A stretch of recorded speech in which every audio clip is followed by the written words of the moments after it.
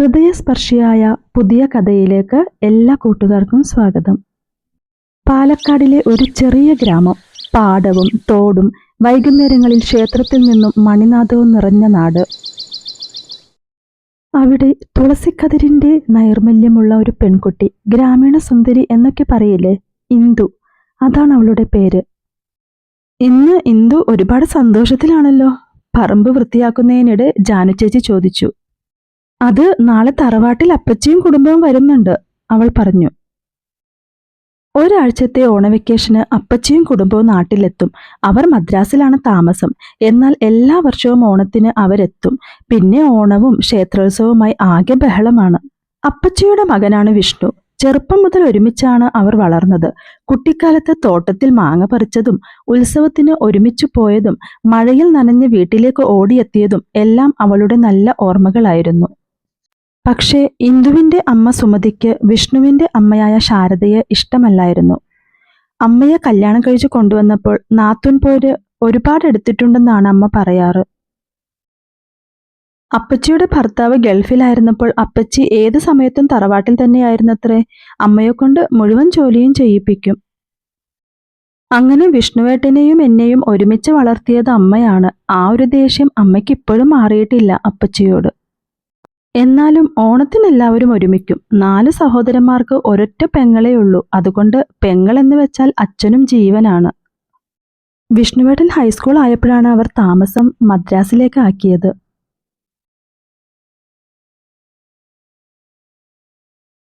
അമ്മയ്ക്ക് അപ്പച്ചിയോടും കുടുംബത്തിനോടും ഇഷ്ടമല്ലാത്തത് കൊണ്ട് തന്നെ ഇന്ദുവിന് വിഷ്ണുവിനോടുള്ള ഇഷ്ടം അവൾ ഒരിക്കലും പുറത്ത് കാണിച്ചിട്ടില്ല. അവൾക്ക് അമ്മയെ എതിർക്കാനാവില്ല. അങ്ങനെ അപ്പച്ചിയും കുടുംബവും എത്തി. ഇന്ദു വിഷ്ണുവിനെ കാണാൻ തറവാട്ടിലേക്ക് ഓടി. ഡോറ് തുറന്ന് ഇറങ്ങുകയായിരുന്നു വിഷ്ണു. എന്താ? ഇന്ദു ഓടിക്കതച്ചൊക്കെ അപ്പച്ചി ചോദിച്ചു. അത് ഈ മാങ്ങാച്ചാർ അച്ചാമ്മയ്ക്ക് തരാനായി വന്നതാ, അമ്മ കൊടുത്തയച്ചതാ, ഇന്ദു പറഞ്ഞു. അവരെല്ലാം അകത്തോട്ട് കയറിപ്പോയി. വിഷ്ണു പതുക്കെ ഇന്ദുവിന്റെ അടുത്ത് വന്നു. അപ്പോൾ എനിക്കൊന്നുമില്ലേ? അവൻ ചോദിച്ചു. ഇന്ദു ഒന്ന് ചിരിക്കുക മാത്രം ചെയ്തു. ഇന്ദു, എന്നാ ഞാൻ പോട്ടെ, അമ്മ അന്വേഷിക്കുന്നുണ്ടാവും. അതങ്ങനെയാണ് എന്നും. വിഷ്ണുവേട്ടൻ വരുന്നു എന്നറിയുമ്പോൾ വല്ലാത്ത സന്തോഷമാണ്. എന്നാൽ അടുത്തു വരുമ്പോഴോ ഒന്നും സംസാരിക്കാനോ നേരെ നോക്കാനോ അവൾക്ക് ധൈര്യമില്ലാതാകും. ഇനിയുള്ള 10 ദിവസങ്ങൾ ഇന്ദുവിന് ഉത്സവം പോലെയാണ്. പിറ്റേ ദിവസം അവൾ രാവിലെ എഴുന്നേറ്റു. അമ്മേ, ഞാൻ അമ്പലത്തിൽ പോവാട്ടോ. അമ്മ, പോകുന്നതൊക്കെ കൊള്ളാം, നേരെ വീട്ടിലേക്ക് തന്നെ എത്തിയേക്കണം.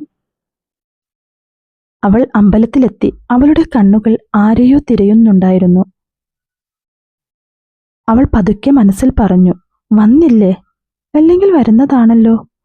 കുറെ നേരം അമ്പലത്തിൽ തൊഴുതതിനു ശേഷം അവൾ നിരാശയോടെ നടന്നു.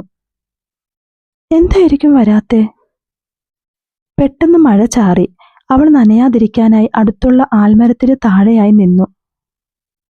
പെട്ടെന്നാണ് പുറകിലായി ആരുടെയോ കാലൊച്ച പോലെ. അവൾ പെട്ടെന്ന് തിരിഞ്ഞു. മഴ നനഞ്ഞു നിൽക്കുന്നു, ചന്ദനക്കുറിയിട്ട് ചിരിക്കുന്ന മുഖവുമായി വിഷ്ണുവേട്ടൻ. തന്നെക്കാൾ മുമ്പ് വിഷ്ണുവേട്ടൻ എത്തിയിട്ടുണ്ടായിരുന്നു എന്ന് അവൾക്ക് മനസ്സിലായി.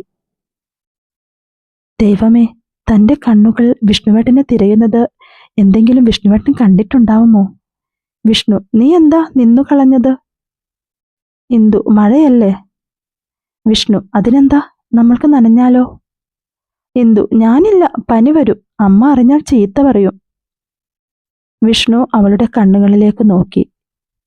ഉടക്കി വലിക്കും പോലുള്ള അവന്റെ നോട്ടം അവളുടെ കവിളുകൾ ചുവന്നു.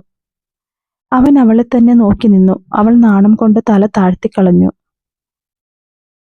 എനിക്ക് മഴ ഇഷ്ടമാണ്, നാട്ടിൻപുറത്തിന്റെ മണമുള്ള മഴ, അവൻ പറഞ്ഞു.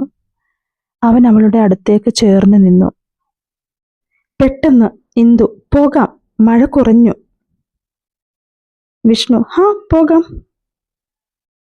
അവർ യാത്ര പറഞ്ഞു 2 വഴികളിലേക്കായി നടന്നു. നടക്കുമ്പോഴും ഒന്ന് തിരിഞ്ഞു നോക്കാനായി ഇന്ദുവിന്റെ മനസ്സ് വെമ്പുന്നുണ്ടായിരുന്നു.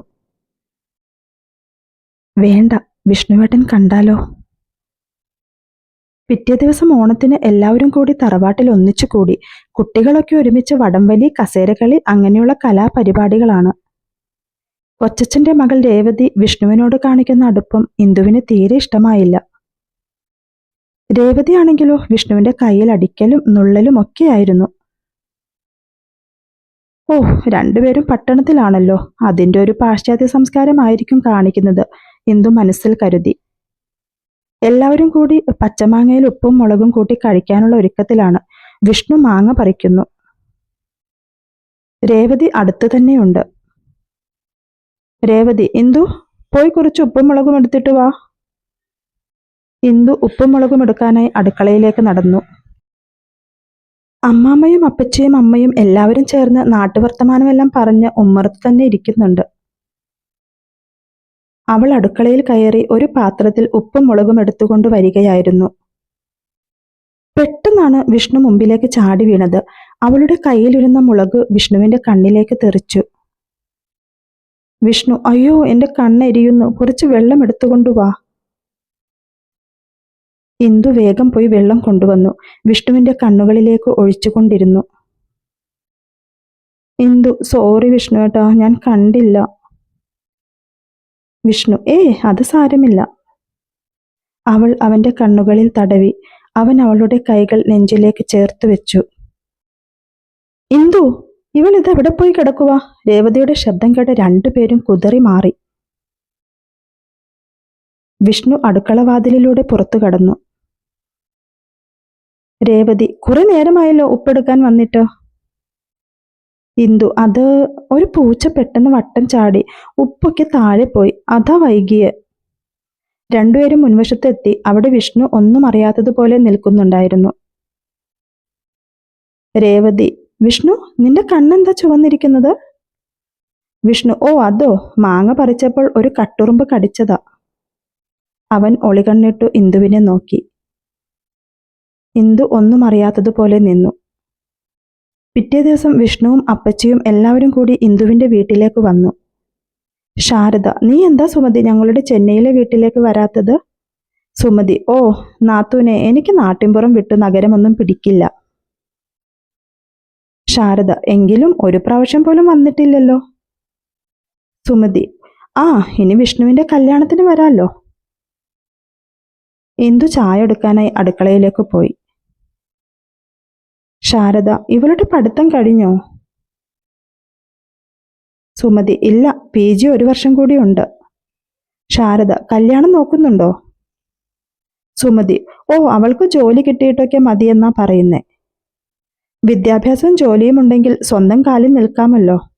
അമ്മായിയമ്മ പോരൊന്നും സഹിക്കണ്ടല്ലോ, സുമതി പറഞ്ഞു. എന്നിട്ട് ഒളികണ്ണിട്ട് ശാരദയെ നോക്കി. ഈ സമയം വിഷ്ണു ഇന്ദുവിന്റെ മുറിയിലായിരുന്നു. അവൻ അവളുടെ ബുക്സൊക്കെ വെറുതെ മറിച്ചു നോക്കിക്കൊണ്ട് നിന്നു. പിന്നെ പെട്ടെന്നൊരു പേനയെടുത്ത് അവളുടെ ബുക്കിൽ എന്തൊക്കെയോ എഴുതി. വിഷ്ണു മുറിയിൽ നിന്നും ഇറങ്ങി. അപ്പോഴേക്കും ഇന്ദു അവർക്കുള്ള ചായയും പലഹാരവുമായി എത്തി. ഇന്ദു, വരൂ അപ്പച്ചി, ചായ കുടിക്കാം. അവർ പോയതിനു ശേഷം ഇന്ദു റൂമിൽ വന്നു. മേശയിൽ ഒരു ബുക്കിനുള്ളിൽ ഒരു പേപ്പർ. അവൾ ആകാംക്ഷയോടെ അത് തുറന്നു. എനിക്ക് നിന്നെ ഇഷ്ടമാണ് ഇന്ദു. ഒരു ബന്ധുവായി മാത്രമല്ല, കൂടെ സംസാരിക്കാൻ ഇഷ്ടമുള്ള ഒരാളായി മാത്രമല്ല, ഞാൻ കാണുന്ന സ്വപ്നങ്ങളിൽ നിറഞ്ഞു നിൽക്കുന്ന ഒരാളായി, എൻ്റെ ഹൃദയം തിരഞ്ഞെടുത്ത പെൺകുട്ടിയായി. വെയിലിൽ തളർന്നു നിൽക്കുന്ന ഒരു മരം ആദ്യ മഴയെ കാത്തിരിക്കുന്നത് പോലെ, ഇരുട്ടിൽ ഒരു വിളക്കിന്റെ വെളിച്ചം തേടുന്നത് പോലെ എൻ്റെ മനസ്സ് നിന്നെ തേടുന്നു. നിലാവ് രാത്രിയെ സ്നേഹിക്കുന്നത് പോലെ എൻ്റെ ഹൃദയം നിന്നെ സ്നേഹിക്കുന്നു. നിന്റെ വിഷ്ണു. അവൾ ആ എഴുത്ത് എത്ര പ്രാവശ്യം വായിച്ചുവെന്ന് അവൾക്ക് തന്നെ അറിയില്ല. അന്ന് രാത്രി അവൾക്ക് ഉറങ്ങാനേ കഴിഞ്ഞില്ല. വിഷ്ണു ആയിരുന്നു അവളുടെ മനസ്സ് നിറയെ. ഒന്ന് നേരം വെളുത്തിരുന്നെങ്കിൽ ഒന്ന് കാണാൻ കൊതിയാവുന്നു. പിറ്റേ ദിവസം രാവിലെ തന്നെ അവൾ തറവാട്ടിലെത്തി. അവിടെ എത്തിയപ്പോൾ രേവതി, വിഷ്ണു, കൊച്ചച്ഛൻ്റെ കുട്ടികളെല്ലാം കൂടി ഗെയിം കളിച്ചുകൊണ്ടിരിക്കുകയായിരുന്നു. ഇന്ദുവും അവരുടെ കൂടെ കൂടി. വിഷ്ണു എഴുത്തെഴുതിന്റെ ചമ്മലിൽ ഇന്ദുവിന് തീരെ മൈൻഡ് ചെയ്യാത്തതുപോലെ ഇരുന്നു. രേവതി, ഈ ഗെയിം തോൽക്കുന്നവർ ഞങ്ങൾ പറയുന്ന ഫുഡ് ഉണ്ടാക്കി തരണം. ചലഞ്ചിന് റെഡിയാണോ? എല്ലാവരും സമ്മതിച്ചു. അങ്ങനെ കളിച്ചു തുടങ്ങി. അവസാനം ഇന്ദു തോറ്റു. രേവതി, ഇന്ദു, ഞങ്ങൾക്ക് സിമ്പിളായി പിസ്സ ഉണ്ടാക്കി തരണം. ഇന്ദു, പിസ്സയോ? അതെനിക്കറിയില്ല. രേവതി, എന്നാൽ പോട്ടെ, ബർഗർ. ഇന്ദു അതും എനിക്കറിയില്ല. രേവതി കളിയാക്കി ഉറക്കെ ചിരിക്കുന്നു. പിന്നെ നിനക്ക് എന്തറിയാം? ഉണക്കമാങ്ങയും കഞ്ഞിയുമാണോ? ഇത് കേട്ട് എല്ലാവരും കളിയാക്കി ചിരിക്കാൻ തുടങ്ങി. അവൾക്ക് കരച്ചിൽ വന്നു. കണ്ണുകൾ നിറഞ്ഞൊഴുകാൻ തുടങ്ങി. അതാരും കാണാതിരിക്കാൻ അവൾ തിരിഞ്ഞു നടന്നു. വീട്ടിലെത്തിയതും അമ്മ എന്താ എന്ന് നേരത്തെ പോന്നത്? ഇന്ദു ഒന്നുമില്ല, ഒരു തലവേദന. പിറ്റേ ദിവസം അവൾ തറവാട്ടിൽ പോയില്ല. വൈകുന്നേരമായപ്പോൾ ഇന്ദു അമ്പലത്തിലേക്ക് പോകാൻ ഇറങ്ങി. അമ്പലത്തിനടുത്ത് വെച്ച് അവൾ വിഷ്ണുവിനെ കണ്ടു. വിഷ്ണു ബൈക്കിൽ ഇരിക്കുകയായിരുന്നു. വിഷ്ണു, നീ എന്താ അങ്ങോട്ട് വന്നില്ലല്ലോ? ഇന്ദു ഒന്നുമില്ല, ചെറിയ തലവേദനയായിരുന്നു. വിഷ്ണു, ഇന്നലെ കളിയാക്കിയതിനാലാണോ? ഇന്ദു, എന്തിന്? നിങ്ങൾ പട്ടണത്തിലെ പരിഷ്കാരികളല്ലേ, എനിക്ക് അത്രയ്ക്കൊന്നും അറിയില്ല. ഞാൻ സാധാ നാട്ടിൻപുറത്തുകാരിയോ. വിഷ്ണു, അത്ര വിനയമൊന്നും വേണ്ട. ഇന്ദു, എനിക്ക് പിസ്സ ബർഗർ ഒന്നും ഉണ്ടാക്കാൻ അറിയില്ല. വിഷ്ണു, എന്നാൽ എനിക്ക് ആ പിസയേക്കാൾ ഇഷ്ടം ഈ നാടൻ ഫുഡാണ്. ഇന്ദു തലയുയർത്തി വിഷ്ണുവിനെ നോക്കി. വിഷ്ണു, ഇനി വരില്ലേ? ഇന്ദു തലയാട്ടി. വരാം. അവർ രണ്ടുപേരും കൂടി അമ്പലത്തിൽ തൊഴുതു തിരിച്ചു വന്നു. വിഷ്ണു, ബൈക്കിൽ കയറിക്കോ, ഞാൻ കൊണ്ടുചെന്നാക്കാം. ഇന്ദു, വേണ്ട, എനിക്ക് പേടിയാ. വിഷ്ണു, ആരെ? എന്നെയോ? ഇന്ദു, അല്ല. വിഷ്ണു, പിന്നെ നാട്ടുകാരെയോ വീട്ടുകാരെയോ? ഇന്ദു, എല്ലാവരെയും. വിഷ്ണു, കേറൂ, ഞാൻ വീട് വരെ വരില്ല, പോരെ? ഇന്ദു കയറി ഇരുന്നു. വിഷ്ണു, പിടിച്ചിരുന്നോ? വിഷ്ണു പതുക്കെ വണ്ടി ഓടിച്ചു. ഒളികണ്ണിട്ടു കണ്ണാടിയിലൂടെ അവളെ നോക്കി. പലപ്പോഴും കണ്ണുകൾ തമ്മിൽ കഥ പറഞ്ഞു. അവൾ കുറച്ചുകൂടി അവനിലേക്ക് ചേർന്നിരുന്നു. വിഷ്ണുവിന്റെ ചുണ്ടിൽ പുഞ്ചിരി വിടർന്നു. വിഷ്ണു, ഇന്ന് നീ കൂടുതൽ സുന്ദരിയായിരിക്കുന്നു. അവൾ അവന്റെ കവിളിൽ നുള്ളി. വീടിനരികിലെത്തിയത് രണ്ടുപേരും അറിഞ്ഞില്ല. വിഷ്ണു, വീടെത്താറായി, ഇറങ്ങുന്നില്ലേ? ഇന്ദു ഒന്ന് മൂളുക മാത്രം ചെയ്തു. ഇന്ദു, പോട്ടെ. വിഷ്ണു അവളുടെ കയ്യിൽ പിടിച്ചു മൃദുവായി ചുംബിച്ചു. ഇന്ദു, ഞാൻ പോട്ടെ, ആരെങ്കിലും കാണും. വിഷ്ണു, കാണട്ടെ, എന്നായാലും ഞാൻ നിന്നെ കെട്ടേണ്ടതല്ലേ, പിന്നെന്താ പേടി? പെട്ടെന്ന് എല്ലാവരും അറിയുന്നതല്ലേ നല്ലത്. ഇന്ദു വിഷ്ണുവിന്റെ കൈ വിടുവിച്ചു നടന്നകന്നു. വിഷ്ണു അവൾ പോകുന്നതും നോക്കി അവിടെ തന്നെ നിന്നു. അവൾ വീട്ടിലെത്തിയപ്പോൾ അച്ഛനും അമ്മയും കൂടി നല്ല ബഹളം. എന്താണാവോ ഇത്ര ഉച്ചത്തിൽ വഴക്കിടാൻ കാരണം? അവൾ പതുക്കെ അകത്തോട്ട് കടന്നു. സുമതി, വരട്ടെ, അവൾ ഇവിടെ വരട്ടെ, ഞാൻ ചോദിക്കുന്നുണ്ട്. അച്ഛൻ, ഒന്ന് പതുക്കെ പറ, നീ എന്തിനാ ഇങ്ങനെ കിടന്നൊച്ചെടുക്കുന്നത്? ഇന്ദു നോക്കുമ്പോൾ അമ്മയുടെ കയ്യിൽ ഒരു കടലാസ്. ദൈവമേ, അത് വിഷ്ണുവേട്ടൻ എഴുതിയ എഴുത്തല്ലേ. അവൾ പേടിച്ചു, ഒന്നും പറയാനാകാതെ നിന്നു. ബാക്കി ഭാഗത്തിനായി ചാനലൊന്ന് സബ്സ്ക്രൈബ് ചെയ്യാനും ഷെയർ ചെയ്യാനും മറക്കല്ലേ.